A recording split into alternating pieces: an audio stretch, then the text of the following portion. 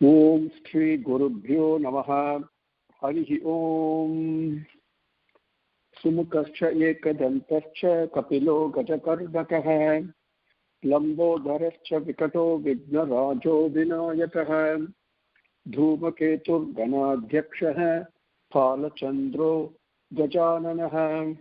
Vakratundaha surpakarno herambaha. Skandapurvajaha. Suklam Baradharam Vishnum Sasivarnam Chaturbhujam Prasannavadanam Dhyayet Sarva Vignopasamtaye Yasya Dviradavaktraadhyaha Parishadhyaha Parasatam Vigham Nidghanti Satatam Vishvaksenam Samasraye Gurur Brahma Gurur Vishnu Gurur Devo Maheswaraha Guru Sakshat Param Brahma Tasmai Sri Gurave Namaha Satchidananda Rupaya Krishnaya Atishtakarine Namo Vedanta Vedhyaya Gurave Buddhi Sakshine Krishna Dvaipayanam Vyasam Sarva Bhuta Hiteratam Vedabhya Bhaskaram Vande Samadhi Nilayam Munim Janmadhyasya yataha anvayat itaratascha atteshu abhignah swarat tene brahma hridayah adikavaye mukhyanti yat surayah tejovari mrudam yatha vinimayo yat rutru sargo mrusha dhamna svena sada nirastha kuhakam satyam param dhimahi dharmah prochidha kaitavotra paramo nirbhatsaranam satam Vedhyam Vastavam Atra Vastu Sivadam Tapatrayon Molanam Srimad Bhagavate Mahabuni Krute Kimva Paraihi Isvaraha Sadhyo Hrudi Avarudhyatehe Atra Krutibihi Sutrushibihi Tatshanat Nigama Kalpataror Galitam Palam Sukamukat Amrita Dravasam Yutam Pibata Bhagavatam Rasamalayam Muhuraho Rahikaha Bhudi Bhavukaha Narayanam Namaskritya Naranchaiva Narottamam Devim Saraswatim Vyasam Tato Jayam Udirayet. Now with Bhagavan's grace, let us continue for taking a summary review of Srimad Bhagavatam. We finished Padarthanga, Skandams 1, 2 and 3 before we go to Skandam 4. It's a good idea, beneficial for us to go through and review what we have learned so far in a summary fashion, and then we will move on. And as Swami says, it's Bhagavatam is like sugar cane, and any part that you taste, will only be sweet. So like that, while I'm very selective by necessity in doing a summary review, whatever part is selected will only be nectarinely sweet. Okay, so let us go and with Namaskarams, with Ashtanga Namaskarams to Bhagavan. Now, yesterday we heard from the Avatar Purusha himself, or rather we heard my reading of what Bhagavan Sri Sai Baba has written as introduction to Bhagavata Vahini. And so today we will continue to understand what Purana is, what are its characteristics. It is very easy. Before I move ahead, I want to tell you something. It is extremely easy to do a summary review in a different way. But I don't think that will give us anything at all. For example, Skandam 1 talks about Avatarite, which is the Genesis. Then the end of Mahabharata War, and the birth of Parikshit, and all the Pandavas doing Mahaprasthanam. And then Parikshit starts ruling the kingdom. That is basically what Skandam 1 is. Okay? But then I can move on to Skandam 2 by saying these are the subject matters. But that doesn't give us a proper summary review of what has been covered in each Skandam. So I want to go a little bit deeper than that, than just a superficial summary. Now, coming back to Bhagavatam. See, then the fact that we are born and we have to lead a life. Now, what is the purpose of our life, number one? What is the end goal? What are we supposed to achieve, number one? Number two, how to lead our life so we can be happy and peaceful. That's all. There is nothing more than that. How can I lead my life in a way where I'm peaceful? Okay, through all the agitations, ups and downs and all that, I remain peaceful. So how to do it? The Vedangal for us has been given by rishis who have done through tremendous amount of penance and sacrifice for thousands of years. They've gone through tremendous personal sacrifices, okay, in order to find out what is the medicine, what is the panacea. Some people are sick with emotional illness, some people with physical illness, some with mental illness, some with various other kind of illnesses, illness of greed, illness of desire, illness of lust, whatever it may be, right? And ultimately the illness of selfishness, so many things are there, right? But what is the one panacea? That's one medicine that will cure everything and anything. That is panacea. So they gave their life, their birth, in order to find out. And then when they discovered this nectarine, this amritam, this panacea, they wanted to share with everyone, because that's what you do. That's what love does. The nature of love is to expand, to share, without asking anything in return. And that sharing of that knowledge is the Vedas. Now, that in the Vedas, sometimes they describe the experience of Bhagavan, sometimes they give an indication of what we should do. Sometimes it is direct command, and sometimes it is implicit. So, how to understand, to expand and expound on the truth that has been the truth, which means the one Satyam, that has been expounded, described through personal experiences and jnanam of these various rishis, to expound and expand on that, so people like you and me can understand it, receive it in a way that I can understand it in a limited understanding, because I have not done any sacrifices in life, I have not done disciplines, but still I can understand the message, and I can get inspired to put that into practice. So the message is given to us in an expanded and a very clarified, very clear, simple manner through various stories and all that. This is what Itihasam and Puranangal do. The subtle, the Sukshman Tattvangal that is propounded, that is shared with us in the Vedas, they bring to us so that I and you can touch it, feel it, understand it. Now, Sukamani himself says in Bhagavatam, he says, the truth you want to find, the Satyam you want to find, the final entity where it is, go and search in the houses, in the homes of Gopikas. He says that is devotion, bhakti. That is what Uddhava learned. Now, Purananga is Puranam, the very name means Pura Api Navaha. Pura Api Navaha. Pura Api Navaha. That means it may be, even though it is old, it is also new. How can that be, sir? Because it is divine essence, nectarine. It is beyond time.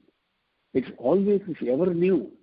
And it is, we say it's old because it was Vyasa Bhagavan composed it and gave us Bhagavatam in this Kali Yugam, at the end of this Dwapara Yugam, sitting by the Saraswati River, which is near Badrinath today.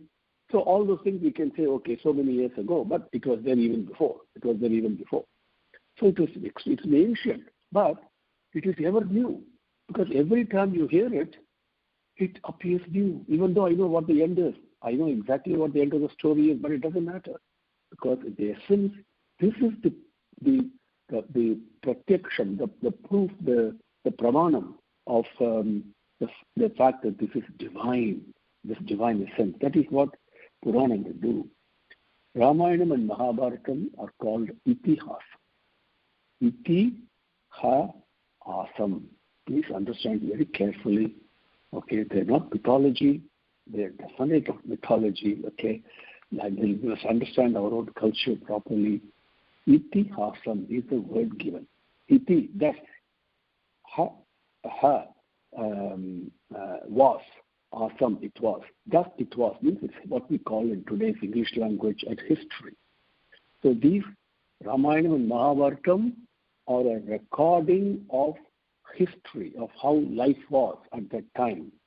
Everything has been put down in great detail. They are history books beyond what the current science says the time frame is, but they are beyond that. But they are history books. That's what it is. Itihasam. Ramayana has 24,000 slokas. Mahabharatam has got 1,100,000 slokas. Now, Puranangal, this is Ramayana and Mahabharatam or Itihasa, history books. Now, Puranangal, again, based upon history, they further expound and clarify the Vedic truth, the truth that is given to us through Veda. Please remember that. So you and I can relate to it. Now, the Puranangal, there are 18 Puranas. What are those? So the total Ramayana is 24,000 slokam, right? And Mahabharata 100,000 slokam. All the 18 Puranas combined is more like 400,000, 4 lakh slokam. What are the 18 Puranas? Skanda Purana, which has got 81,000 slokam. Padma Purana, 55,000 slokam. Vishnu, Varaha, Narada, Shiva Purana, each one is 24,000. Bhagavatam, Brahma, Vaivartham, Kurmam, Garudam. Each of these Puranas has 18,000 slokam. Then a shorter Puranas, smaller Puranas, Brahmam, Brahmandam, Agni, Bhavishyat, Lingam, Vamanam, Mathyam, Markanteyam. These are the 18 Puranas. Now, in each Purana, there is one particular aspect is prominent. Prominent means worshipped in a very big way. For example, or it appears very prominent. In Mahabharatam, you have Vishnu Sahasranam and Bhagavad Gita, and Ramayanam, Sundarakandam, and Aditya Hridayam. In Brahmanda Puranam, Lalita Sahasranamam and Lalita Trisati. In Markandeya Puranam, you have Devi Mahatmyam, etc. So, when all the 18 Puranas, about 4,400,000 slokam were combined, it's about 18 times approximately of the number of slokam that is in Ramayana. It's a very interesting thing. Now, in Puranam, what are the characteristics of a Puranam?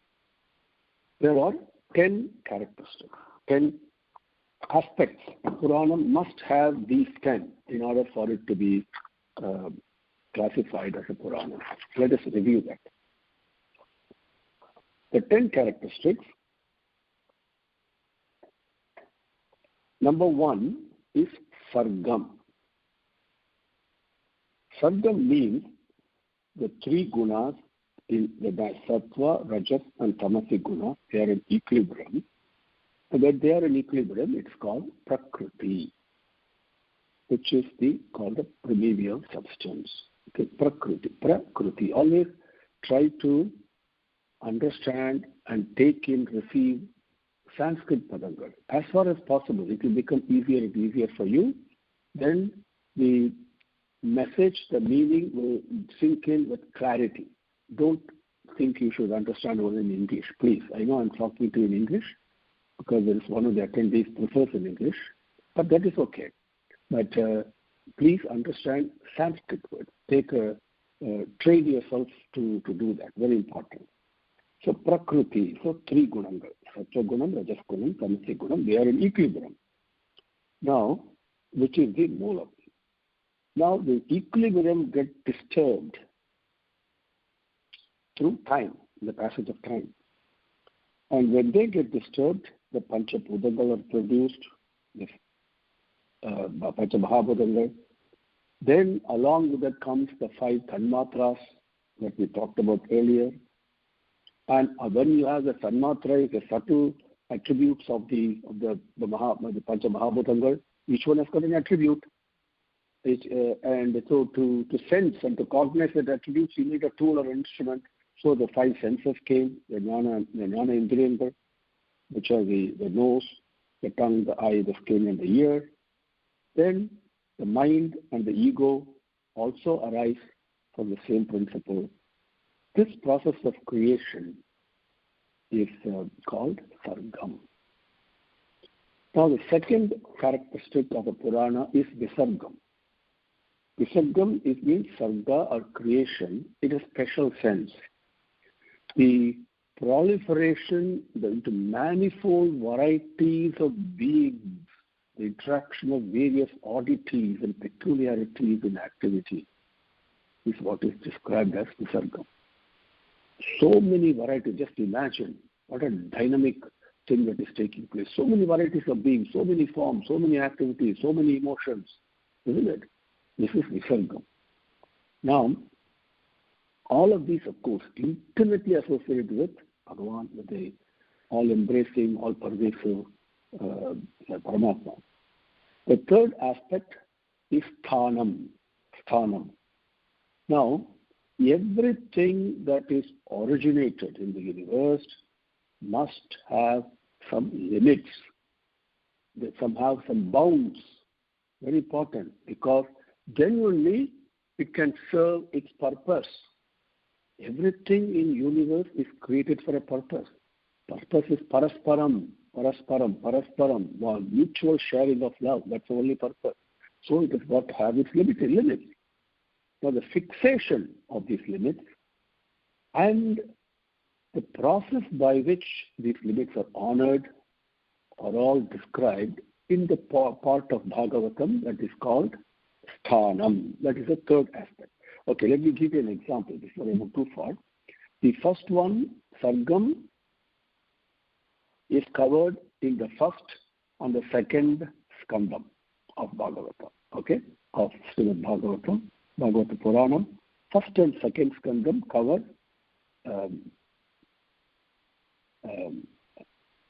one second. Okay, so that covers Sargam and Visargam, okay. Now, third and fourth skandam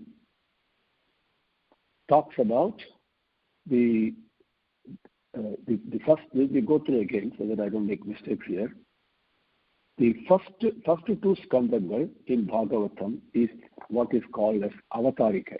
Avatarika means the birth of this. Third and fourth skandam talks about Sargam and Visargam, okay, which we have covered. The third skandam. When we come to fourth, we'll understand it more. Fifth skandam talks about Sthanam, which is the Sthanam. The basic idea is everything that's created has to be within certain limits. Okay. Now, why should there be limits? Just think, for a machine has a key by which alone it can be started. It is also a device by which its work is regulated and stopped. Otherwise, it will be a source of danger to everybody. So everything has got limits. Our lifespan has got limits. So everything has got limits. So this is Sthanam. And Sthanam is described in fifth skandam. Okay, fifth skandam. Then the next distinguishing characteristic of a Puranam is called the Poshana. Okay, now which is the fostering and guarding and nourishing and preserving. Okay, and everything is included in the simple divine grace. Okay, that's the one that really does the Poshanam. Okay, and here, one second, I'll tell you which one it is. Now, sixth skandam is Poshana. Okay, we have not come to that yet. The next characteristic is Manvantara, which gives the chronology of Manu, which every Puranam has this Manvantara portion of it. And okay, here, so again, sixth skandam is Poshanam. Okay, so then, 1 minute. In the eighth skandam, so sixth, seventh is Poshanam. And then in the eighth skandam, we have Manu, the Manvantaram aspect of it. Then the ninth, the next characteristic of, I know I'm giving you too much information, but please jot it down, okay? The next one is Manvantaram. After Manvantaram comes the Uti. Uti is the next sign of Puranam, which is the result of an activity that I do, my karma palan, as we call it, right? That aspect is covered in Puranangal. In Bhagavatam, we come to seventh skandam, where Jaya, Vijaya, and Sanaka appear there. We saw that very briefly, and the Sapangal and the curses and what happens and how the Jaya, Vijaya got born into three different ways: Ravanan, Kumbhakarnan, Hiranyakasipu, Hiranyakshan, Ravanan, Kumbhakaran, Sisupalan, etc. Okay? Then eighth one we said is Manvantaram, and several things take place in different Manvantarangal. Bhagavan comes in avatar form. Okay, we saw that. And then ninth is what is known as Isanu Charitam, Isanu Kathai. Okay. Now, in the ninth skandam of Bhagavatam is where we are going to cover the various Mahapurusha, Rama Avatar, Krishna Avatar, and all that, the Surya Vamsam and Chandra Vamsam, etc. And the 10th skandam of Bhagavatam talks in detail about Krishna's Leela, Tushta, Nidraga, Sishta, Paripalanam, etc. So after Isanu Katha, then the next one aspect of a Puranam is called Nirodham. Nirodham means absorption. Bhagavan absorbs everything back into himself through all the glory that he makes. We call it a Yoga Nidra or whatever, Mahapralayam, whatever. So that is covered in that's covered in the 11th skandam of Bhagavatam. Okay. Now, this is also mukti. We become back one with Bhagavan. So, but this absorption is called Nirodham. And the final aspect, the 10th aspect of the Puranam is Ashrayam. This is the most important aspect of a Puranam, because all the other aspects is Ashraya means divine protection. We are all living in the shade of Bhagavan's protection only. And that is covered in so the 11th is Mukti, and then the 11th skandam, it talks about the Ashraya aspect in great detail in the Srimad Bhagavatam. So very quickly reviewing that, there are 10 aspects to a Purana, 10 characteristics: Sargam, Visargam, Sthanam, Poshanam, Manvantaram, Uti, Isanukatha, Nirodham, Mukti, and Ashrayam.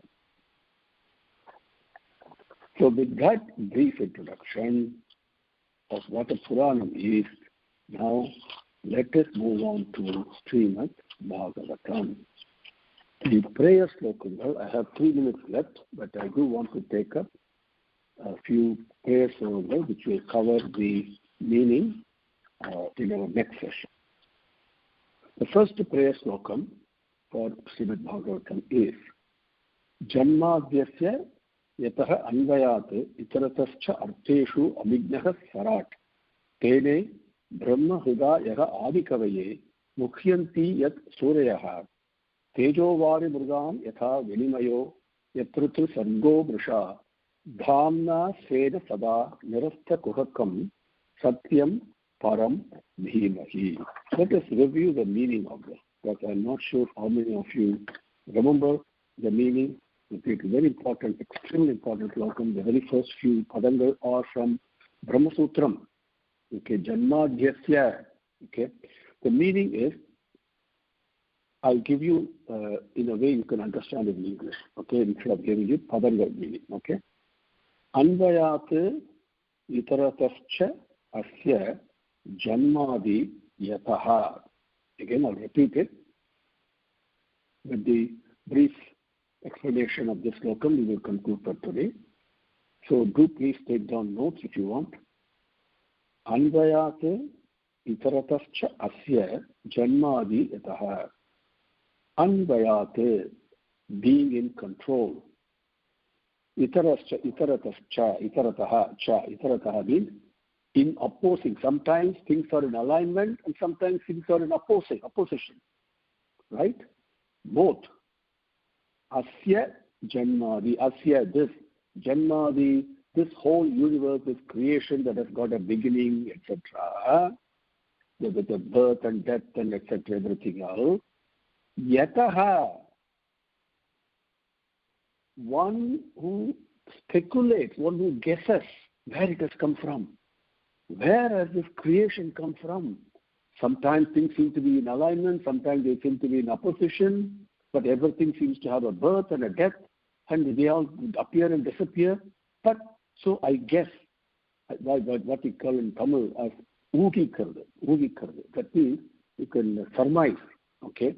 And so where has this come from? That Yataha, from which it has come from, the one entity in which it has come from, all this, that I guess, I speculate. Okay? Next sentence. Arteshu abhijnaha svarate yaha mukhyanti yat suryaha brahma adikavaye hruda tene. If I again repeat it. Arteshu abhijnaha svarat yaha mukhyanti yat suryaha brahma adikavaye hruda tene. Living, indwelling in everything, being present in everything, it is shining in effulgence and its own effulgence. Okay, and so living in every entity, it is all-knowing and it is also shining in its own effulgence. And this entity that does it, okay, yaha mukhyanti, in which this entity did something. What did it do? It gave Brahma, the Vedam, Adikavaye Hruda, right from its own Hrudayam itself, which means out of love, it taught the Adikavaye Brahma Vedam. That this Vedic knowledge, the Vedic Jnanam, even yet Suryaha Mukhyanti, even the rishis, the great scholars, the advanced sadhakas, people who are so advanced, okay, even they are even mesmerized by it. Even they cannot fathom it. Okay. So that entity, so from which all this has come, that which entity that taught Brahma, the Vedas, even the Surya means people who are knowledgeable, who actually have the jnana, even they are mesmerized and wonderstruck and amazed.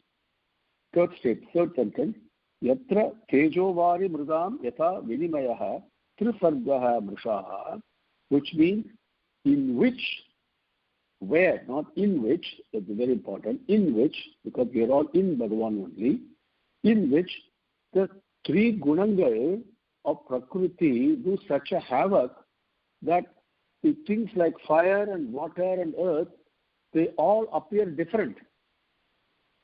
Sometimes they're all part of the same thing, but they all appear different. Isn't it? All the differences come because of the three gunas, right?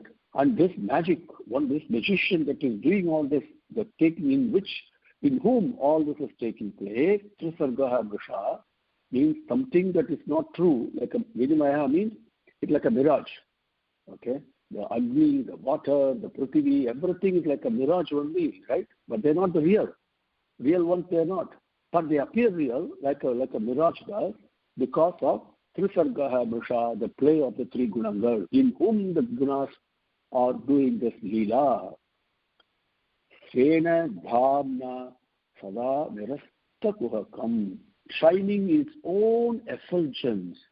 And nirasta kuhakam means nishkalam, purity, absolute purity, pavitram. That entity, Satyam Param, that Paramatma, really, that is the true Vastu.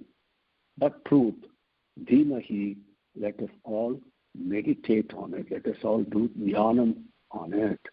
Dhimahi, it's a plural thing, not only me and you, it's all of us together. So this is the brief meaning of the very first Slokam. I'll recite it and then we'll conclude for today. Janmabhyatya yataha anvayate itaratascha arteshu abhijnaha svarat tene brahma hida yaha adikavaye mukhyanti yat suryaha तेजोवारिमृगां यथा विनिमयः यत्र त्रिसर्गो मृषा धाम्ना स्वेन सदा निरस्तकुहकं सत्यं परं धीमहि। ओम श्री गुरुभ्यो नमः। हरि ओम। समस्तलोकाः सुखिनो भवन्तु, समस्तलोकाः सुखिनो भवन्तु, समस्तलोकाः सुखिनो भवन्तु। ओम शांति शांति शांति। हरि ओम।